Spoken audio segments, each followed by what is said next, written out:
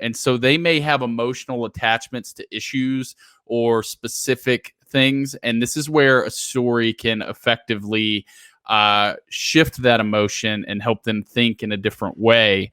One of the things about opinions and belief systems is that it comes from our education and our experience, and everybody's is different. So only through sharing that, which we talked about last week, sort of our education, our knowledge, our logical facts, but also by sharing our own personal experiences, can people empathize with our positions and potentially come around to them. Can I pause for a second and just note that we got Brian on here who's getting Congressman Massey on, and our typical lineup includes like homeless people that believe in Bigfoot. Welcome to the Brian Nichols Show, your source for common sense politics on the We Are Libertarians Network. The Brian Nichols Show is the fastest growing liberty podcast that brings together people from all means of political thought as we seek to have meaningful conversations about the issues you care about. At the Brian Nichols Show, our goal is to leave the audience educated, enlightened, and informed.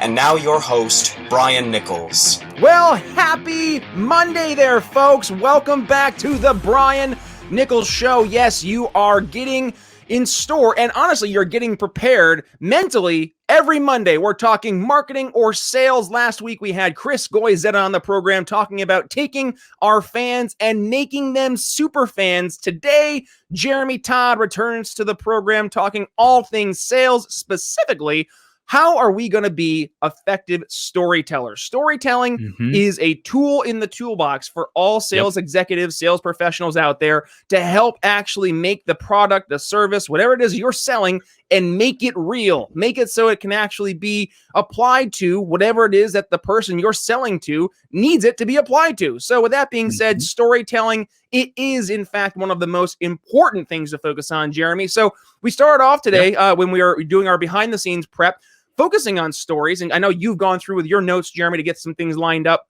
So I'm excited to dig in this storytelling mode. But, and I do have to start off here, a little bit more somber news. Wanted to really quickly acknowledge that the passing of good friend and guest of the show, Steve Horowitz. He's been battling cancer now for a number of years. And unfortunately, here this past weekend, fuck cancer. I'm sorry. Like I've lost too many good people to cancer. And one of my really young cousins, he's only 7 years old, having to fight cancer. And it just like you see it across the world, across the United States, across the country, state, and we're seeing it in our immediate families, in our network of friends. So truly, thoughts and prayers to the Horowitz family. Steve was, one of the best voices out there. So yes, just wanted to start off there, acknowledging that. And I did include actually in a link I had posted one of the old episodes. So you want to hear Steve at his absolute best, talking about economics. I think we talked about minimum wage, UBI. Go check that out. But storytelling, Jeremy, let's kind of focus now, moving forward. What's the value? Talk to me. You're a sales guy. Storytelling is important, right? I kind of set the stage there, but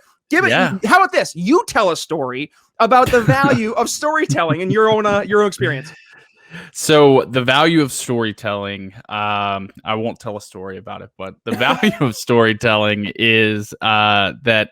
So last week we discussed the taking of a client or a prospect, somebody interested in liberty on the journey, via asking questions that uncover problems with either the issues that they're facing, the things they care about, or the way in which they think and see the world, and help them kind of go on a journey of self-discovery. Well, we are showing up late to that process. So at some point, they have already kind of done a little bit of that.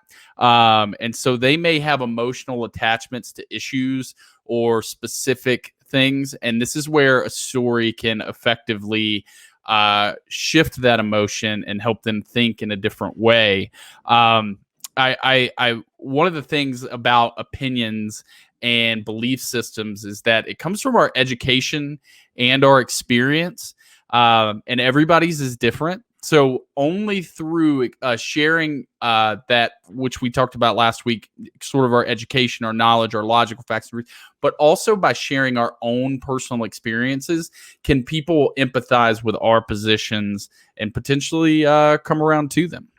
Empathy too. People will hear empathy and they're like, we don't want to hear empathy. That means emotions and stuff. But here's the reality, folks. And this goes to, I think I've said this before in the show, but while the whole Ben Shapiro facts don't care about your feelings shtick is out there, that's fine and good. But guess what? People still have feelings, and feelings sell.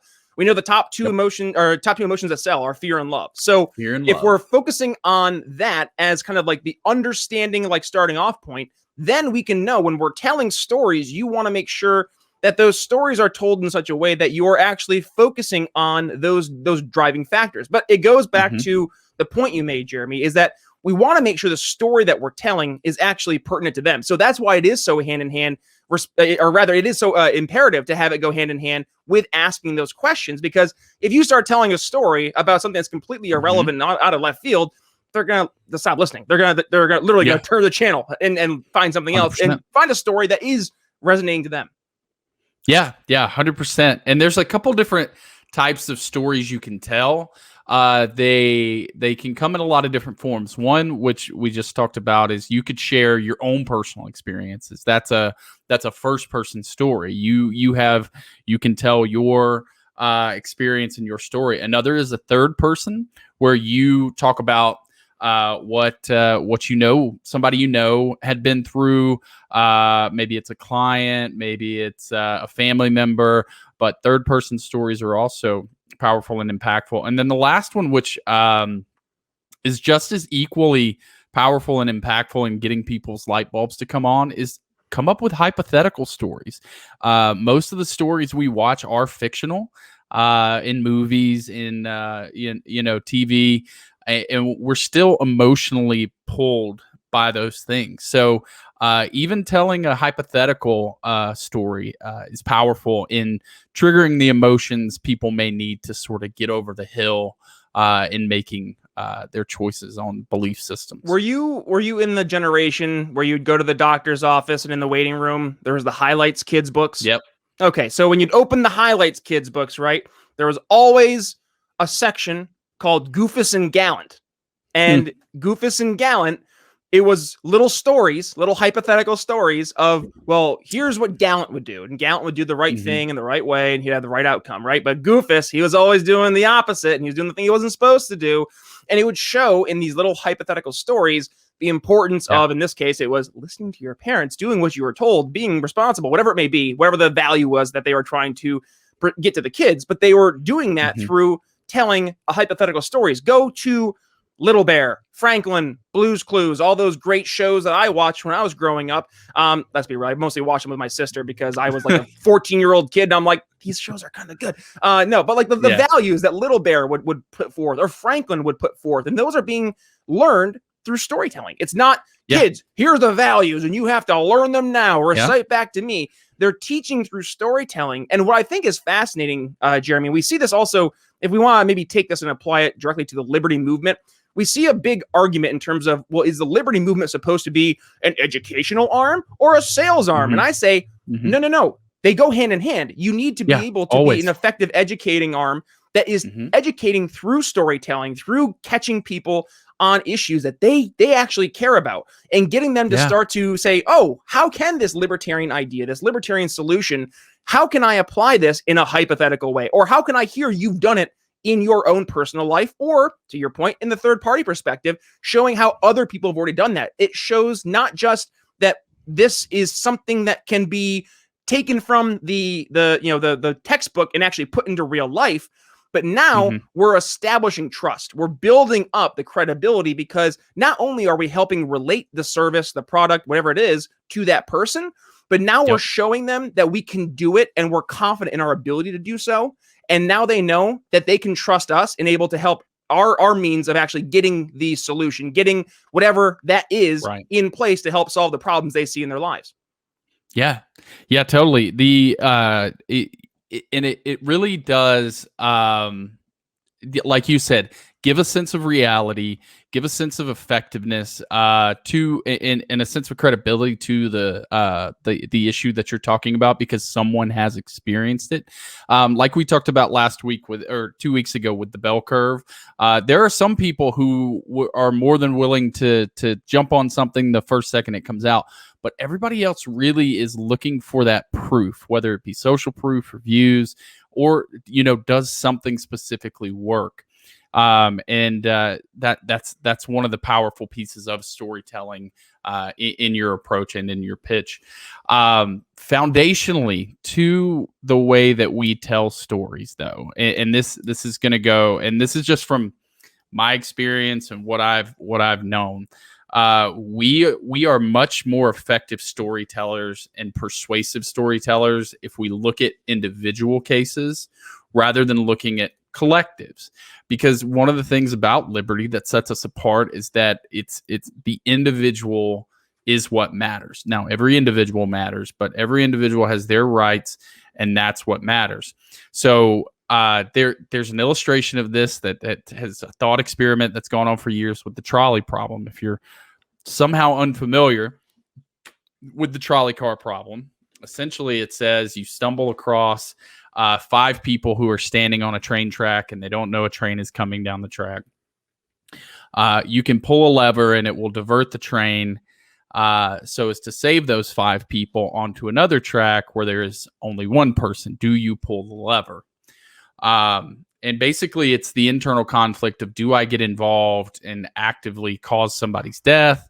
Or am I actively causing their death by not understanding, et cetera, et cetera. But basically what the problem really boils down to is, are 5 people more important than 1? And I would raise the challenge to libertarians that the answer to that question is no, because there are some variations of this problem that they've studied over the years. 80 to 90% of society says, yes, pull the lever. Kill the 1 person, save the 5. It's simple math. It makes sense. But it's not always that simple. If we change the problem up a little bit to where you are standing on a bridge and the only way to stop the train is to push somebody standing next to you on the tracks, that number goes down significantly, because now they have to actually be involved in that process. But watch what happens here in your head. So ask yourself, would you do this? So if you push somebody in front of the train, it will slow the train down enough. You'll kill the 1, but the 5 will live. So would you do it if it was just a random stranger standing next to you? Oh, Brian's supposed would to you do it?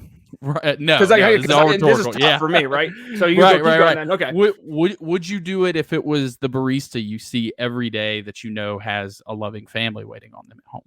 Would you do it if it were your sibling? What about your spouse?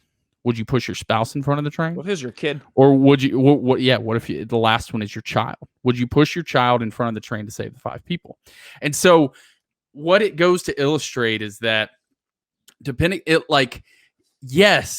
we are an outsider observing and we're not emotionally tied to this situation, 5 seems like greater than 1. But for an entire group of people around that one is greater than the 5. And life is kind of infinite in that it has an infinite value, and people matter. So when we approach these issues, because it impacts people's lives, we have to take the approach of, it doesn't matter what's best for the group. It matters what's best for the individual, and the individual gets to determine their own outcomes and success. Now, that's the only way we can approach it in my opinion, successfully. When it comes down to selling the ideas of liberty in this. Now, I was going to take that and let's even drill it down further. So one thing that you said, and just kind of maybe I'll tie the bow on that thought, is the importance of not just the storytelling, but hyper personal storytelling. Take the individual that you're speaking to, get them involved, make them have to live, see, feel, touch, smell, experience what the pain, the problem that they're currently experiencing is, and how that solution that we're offering is going to make their life so much better. And then paint that picture in the exact same way so they can really get into the value, not just of solving the problem, but really solving that reality gap from where they are to where they want to be. And that if we can make the storytelling go hyper personal, then it's just going to make it more real. And the more real we can make it, the more tangible it is for them to start to feel that like, oh yes, this makes sense. Here's a good example. Here, I'll tell a story in my example of telling stories. So let's say you're going into a house and you're looking for a new home to live in, and you're going with your real estate agent. If you start to touch the counters and you start to turn on the oven and you go up and you're just playing around with everything and you're really getting into the home, you start talking about, oh, I could see my kids doing this. The real estate agent, just dollar signs. That's all they're seeing, because what they're now hearing is you putting yourself into the product. So now when they're sitting down and they're trying to help you figure out where they want to go, and they might be, maybe let's say they want a higher commission. Let's just say that, right? Because they're incentive based, right? Maybe they want to say, hey, listen, I know we had that one home that was like right in your budget, but there was that other home that was like $5,000, a little bit more than your budget, but it had that big backyard.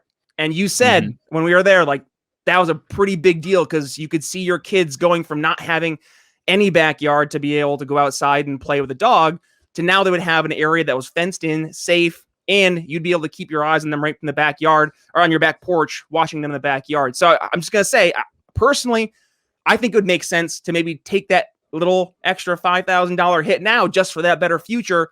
But at the end of the day, it's your decision. So what do you think? Right. So now we've changed the entire conversation. We know that they are probably going to be in that ballpark of the original asking price. But now if we can start to layer in that future by telling that story based on what we've learned from asking questions and paying attention and learning, then we're putting ourselves in a better position. And I think, hey, that right there is a very real, tangible way to take what we're telling here from storytelling perspectives 100%. and apply it to real life. Yes, 100%. Because and you hit on a piece in that I didn't touch on yet. So you jumped ahead in the story, which is good. Now, the closer and more intimate we are to the people involved in these stories, the more it has an emotional pull and an impact on them. So like you said, they put themselves in the motions and told the stories of the future for themselves in that house. Well, if we're trying to convince them to think of something in a different way, and we don't have a personal story or a third person story to tell, when we draw that hypothetical story, we're going to want to make it as intimate and as close to them as possible. And so that's a really important context when we go through the structure of the story, because you got to know who to put in what roles in order to appeal to their emotions. And that just goes to show that they are more likely to be convinced if something impacts their child, their spouse, their mother, their father, their sibling, than they are if it impacts a random stranger. Yeah, well, and here, let's maybe use this next little part going forward to start taking this and putting it into action. And I love looking at people, like, let's not reinvent the wheel. There are great storytellers out there. So I'll tease this. I want to hear who you are going to think of as some top storytellers, specifically, if we can, Liberty Movement. I'll start because I already have one top of mind, and I've had him on the show to talk about this, is Matt Kibbe, and how storytelling is so important. So what Matt does over at Free the People is, and that's, by the way, that's his amazing organization. They tell stories by doing these documentaries, docuseries, short clips. And what they're able to do is really dig into the solutions or the problems that are being uncovered or identified, and really offering tangible solutions to those problems. So, for example, one of the best documentaries they had that I still will point people to is the Thomas Massey Off the Grid documentary, where literally it's like, hey, how can we help solve the energy crisis? Or how can we help solve climate change? Well, here, let's go ahead and sit down with one of the most libertarian-leaning Republicans in Congress, who just happens to be living one of the most carbon, I think it's like carbon neutral lifestyles than anybody else in Congress. I mean, goodness, he makes Nancy Pelosi, look just silly, which is on TV now with her gigantic refrigerators and all that kind of stuff behind her. Whereas, you can actually now see Thomas Massey living by the values that a lot of our friends on the left say that they believe in, but they actually don't believe, and they actually don't live. So that, I would say, the approach that Matt Kibbe and his amazing team have been taking has been great in the Liberty world. So, Jeremy, what are some I'd say, some folks there you could identify that people could look to as good storytellers? Yeah. So, one of the things, and I am not affiliated with the Mises Caucus, but Angela McArdle, who will be running for LNC chair in 2022 in Reno, has put out a few things about the COVID lockdowns and some documentary series about, hey, this is what messaging would look like with me on the LNC. And it tells the story of restaurant owners who were struggling before the pandemic and have tried to jump through these hoops. And it really goes through all of the emotional pulls that show you the human impact that overreach of government can have. So yeah, I think Angela's really been nailing that. Yeah, and by the way, shameless plug, and it's not even really shameless at all. I mean, there's no reason to be shamed at all, because the Sound Mind Creative Group guys, Chris Goizetta and I have been working with them in helping them with some PR and marketing. They are doing an amazing new docu-series called Follow the Science on lockdowns and liberty.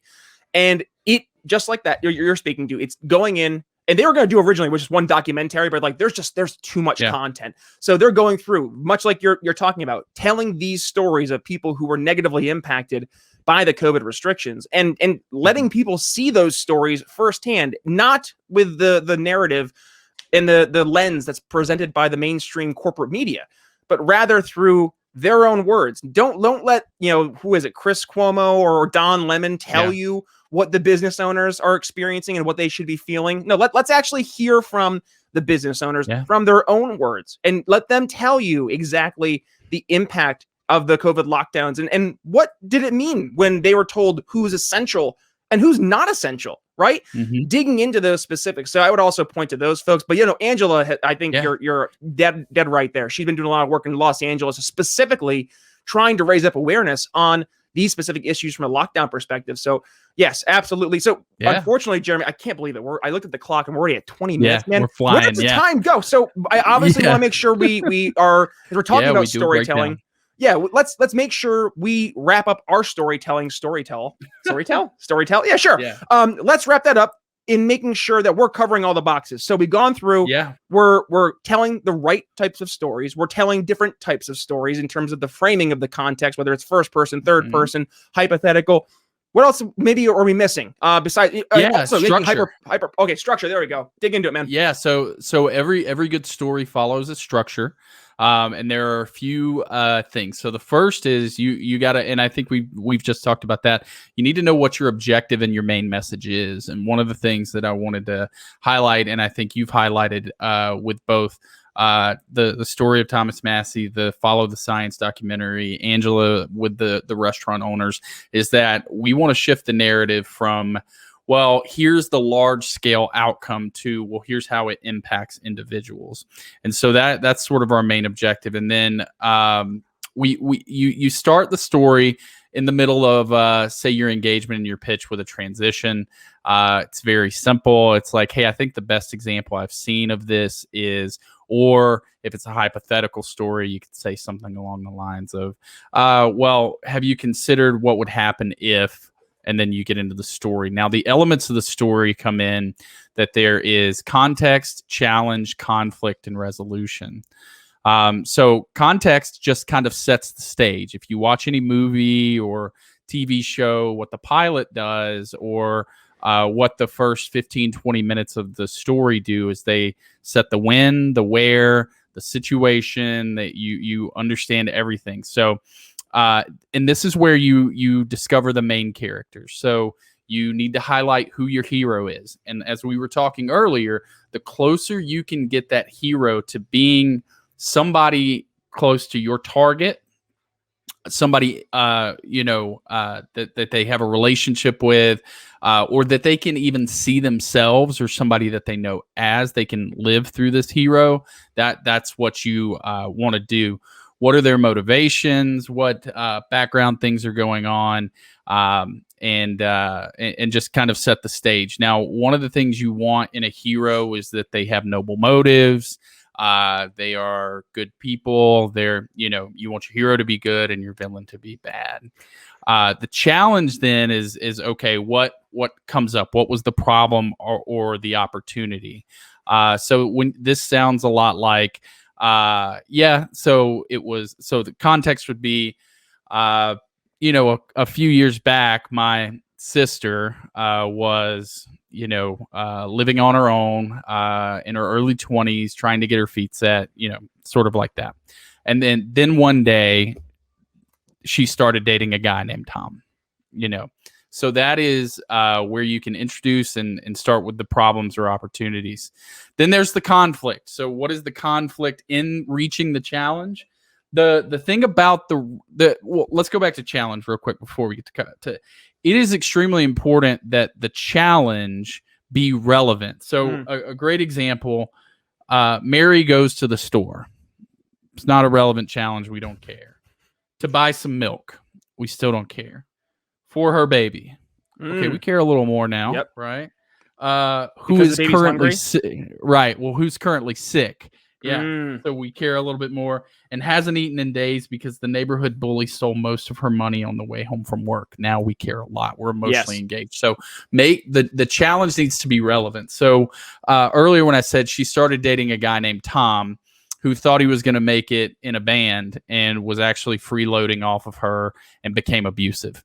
Okay, now we've got a story. Now we've got something that we got a bad guy now too. Yeah, we got a bad guy. Then we reach conflict, which is, well, what did they do about it? So you go through it can be an honest struggle between the hero and the villain, even if the villain is internal and something that they're dealing with, and you want to illustrate and do the emotional ties with that conflict. Conflict is actually the easiest part to spell out in a story. It's basically, here's what happened, here's what's going on, and you just narrate the whole thing. And then you reach the resolution. Well, what ended up happening? If you've ever interviewed for a job before, another way to think of this format is STAR, in the way that they expect you to answer these questions. So situation, task, what actions did you take, and then what was the resolution. So all of these stories follow a very similar format: context, challenge, conflict, and resolution. And so we can go through. I think a great one would be, since our dear leader, Mr. Biden, has floated the idea of nuking neighborhoods. So I think maybe we could talk about gun rights in this one. And this goes back to what I was saying earlier. If we try to approach the right to self-defense, the right to own a firearm from a purely, it's in the Second Amendment. Okay, who cares? What does that mean? Why can't that be changed? There's no people do not care. There's no emotional guard there. The other one is they will pull out facts and figures of how gun violence has been reduced. Even if that happened to be the case, that's not our arena. Our arena, again, is what? How does it impact an individual? So we can go through this story with Mary here to tell them this hypothetically. So let's say you're engaged in a conversation with somebody and you want to talk about the right to self-defense, but they're emotionally tied to there's just so many mass shootings that we have to do something. We gotta do something. I was waiting for it. There it is. Gotta do something. We need to do something, right? So then this is where you can highlight, you could ask some questions about what is it that you need to do. Well, maybe if we just had background checks for mentally ill people. Okay, great. So now I know I can tell a story about that. All right. So imagine you're somebody like your sister, Mary. And Mary, back when she was living, she was in her early 20s. She was living kind of in an apartment. She was struggling to get by financially, and she met that guy, Tom, and Tom was, kind of a freeloader, and he, abused her. And she, because of that abuse, went to seek counseling and got, diagnosed with depression. And with her depression, she was on medication and things like that. That abuse escalated to physical violence at one point with Mary and Tom. And so he even threatened that he was going to kill her. So she throws him out, and he says, I'll be back to get you, bitch. Like, you're going to go down. I'm going to kill you. Your family's going to Tom's a really bad dude now. So Mary, not having any family in the area, let's say you were out of town, goes to the store, and says, I have to, well, let's say she calls the police and she goes, well, I mean, they made a threat, but I mean, if they're not actively doing something right there, if they're not there, then you're just going to have to call us when he shows up at the door. And so Mary goes to get a firearm to defend herself and gets flagged because she went to therapy and was diagnosed with depression. And that was enough to keep her from being able to defend herself. So in some ways I could see your point of what you're saying, person, but Mary's life matters too. And the right for her to defend herself outweighs, whatever bad stuff is going to happen in the world. Anyway, that's just a quick example off the top of my head of an emotional pull, and the ability to tell a hypothetical story that can help people see potentially a different perspective on an issue. No, that was good. And I didn't say a word because that was exactly how I would have done it too.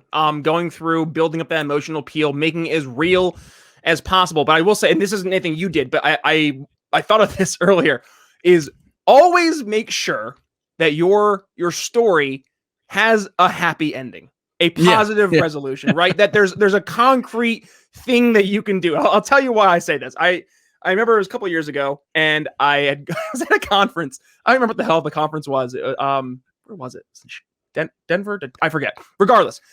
And I'm listening to this guy give a speech, and like he starts telling this, like his story of like his personal struggle in life and stuff.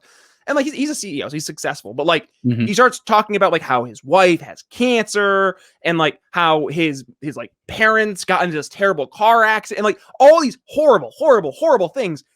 And it never got better. Like there was no positive resolution. And like you just kind of finished the seminar and you're like, oh, like wow. And you look around and like everybody's is uncomfortable because you're like waiting for that moment. Like where's his learning moment? Yes. Where's his hero's journey? Where's Luke Skywalker now, helping his father, right? Who is now having his own hero's journey coming back to the light. Like we need to see that conflict actually get resolution completed, right? And have it be a positive resolution, because it is in that positive resolution that we're going to help paint the picture to help get people to see, hey, we can win. Yeah. At the end of the day, too, I think this is something that people need to remember. People want to win. People want to feel that what they're buying is actually going to help them accomplish or solve a problem as a win. Yes. And if we can show people, we can help them with those wins.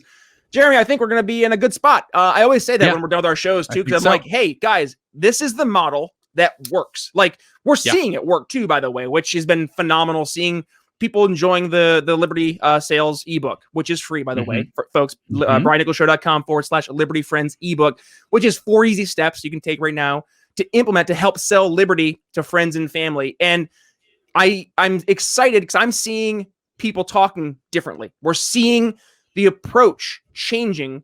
And I don't know about you, man, but I'm just seeing in my own personal circles, beyond politics, more people coming up to me and saying, hey, talk to me about this. And I'm hearing a lot of folks, particularly over the past year, because they like us, were scared of COVID when it first started. I mean, God, man, I remember when it first started, people were like, sanitizing their fruit when it come in from the grocery store. Like it was wacko world. But as we started to fast forward and you start to get more and more information, and the people who stood up and spoke out against the insanity, those people now are being looked at by their friends as people that are people they can trust on other issues, because they're now seeing past the BS. And remember, this goes to when we're talking with Chris Goizetta, who's your target market? Stop focusing all your wasted time, energy, and efforts on people who are never, ever going to buy your product. It's okay. Like you don't have to sell the ice to the Eskimo. It's okay. They have it already in their world. Like they believe that they've got their solutions in place. But guess what? There are other people out there who are like just an ample market for us, because they're open. They're ready for something different. They've been screwed by their incumbent vendor, and they know that the other vendor is also terrible. So they're looking for something different. Now's the time. So unfortunately, Jeremy, my goodness, man, these conversations, we could go on and on. The conversation will be going on forward over on the Patreon, by the way, starting here Q3. We're going to be getting all the Patreon rocking and rolling. So for those members over the Patreon, get ready because it's going to be blowing up here. If you want to go ahead and get, I guess, really subscribe to the Patreon and become a supporting member, $5 or $10 a month, it will get you into different tiers. So you have our entry-level sales, or you can become an account executive. But either way, what do they get, Jeremy? You know, one is one wonderful. Don't hurt people. That's right. Don't hurt people. Don't take people's stuff bumper sticker. And also, they'll be getting these mastermind conversations with yours truly, Jeremy, Chris, and a bunch of other folks in the greater Liberty world, but also folks who are outside of the Liberty world. You know, hint, hint, peek, peek behind the curtain. So strap in. I'm excited to be having these conversations over at the Patreon. So let's do this. Obviously, we want folks, if you're getting some value out of the show, number one, please share today's episode. You can make sure you tag me at B Nichols Liberty. Jeremy, we're going to go ahead and tag you at JTodd601, and then follow us at LP_Carnegie on Twitter. And stay tuned for what's down the pipe from us. I know, I will be at Freedom Fest. Feel free to come find me and talk. I love people. And that's my tip for today. Become interested in other people and hear their stories, ask their stories, ask questions about their stories. So one of my favorite simple lines is, "Ooh, tell me more about that." Yes. And watch people's face light up and they'll go into these stories. And then what you can do is, on all of these issues that matter to people, you can start to collect these stories that you'll then use later in conversations with people that you are trying to persuade. Oh, I like that. That was a really good sales tip there, Jeremy. And, you know, by the way, I took this idea and, like most sales guys, I borrowed the idea. And now Chris Goizetta and I are doing this over the marketing show as well. We do our little weekly tip for marketing. So yes, the sales and marketing tips and I've actually been getting a lot of folks who really enjoy this content.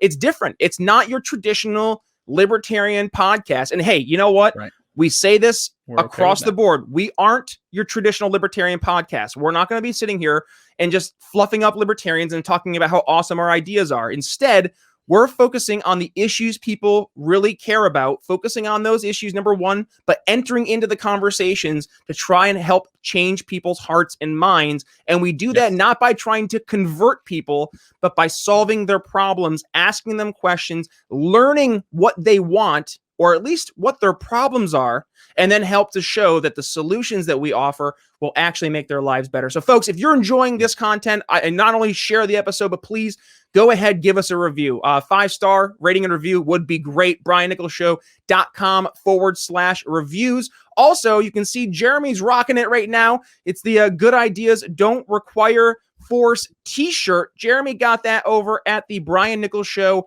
Proud Libertarian Shop. You can go ahead and find that, BrianNicholsShow.com/shop. Now, I have one of the oldies here. It's the new boss meat is the same as the old boss shirt from Proud Libertarian. Now, either way, you can get both of these shirts plus a variety of other shirts over at the Brian Nichols store. And beyond that, at Proud Libertarian, use code TBNS, 10% off your order right there at the start. They're great guys over at Proud Libertarian, really helping us out, move things forward. I'm really excited, by the way. We have a new shirt coming out here next week. Don't Nuke Me, Bro, with Joe Biden on the front. I was like, and by the way, I did not realize, I completely forgot the Muddied Waters guy did shirts like that back with Eric Swalwell back in 2020. And I was like, isn't it sad that we have too many Democratic presidential candidates that are threatening to nuke American citizens? The fact that we have 2 Don't Nuke Me, Bro shirts in less than a year, that's concerning. But anyways, find that and more over at BrianNicholsShow.com/shop. And with that being said, coming up here on Wednesday, Isabella Riley. You know her over on Twitter. She says she's a paleo-libertarian. I don't know if that's really paleo-libertarian. I think it's more so she wanted to really market and identify herself to different people, because I get it. The ideas of the big L libertarian can sometimes be a little constricting. So I think she was trying to break out of that. But regardless, What an awesome conversation. She's an up-and-coming rising star in the greater conservative, libertarian, conservatarian, whatever you want to I guess, label her. She'll label herself as, but she's a rising star. So it was a great conversation figuring out not only Gen Z issues, but also how we can help offer libertarian solutions to those Gen Z folks. So if you want to go ahead, make sure you are not missing that episode. Hit the magical subscribe button here on YouTube. Hit the magic little notification bell so you're not missing a single episode. Give us a thumbs up like here. And with that being said, make sure you hit the subscribe button on your favorite podcast catcher. But it's Brian Nichols signing off here on The Brian Nichols Show for Jeremy Todd. We'll see you Wednesday. See ya. Thanks for listening to The Brian Nichols Show. Find more episodes at briannicholsshow.com.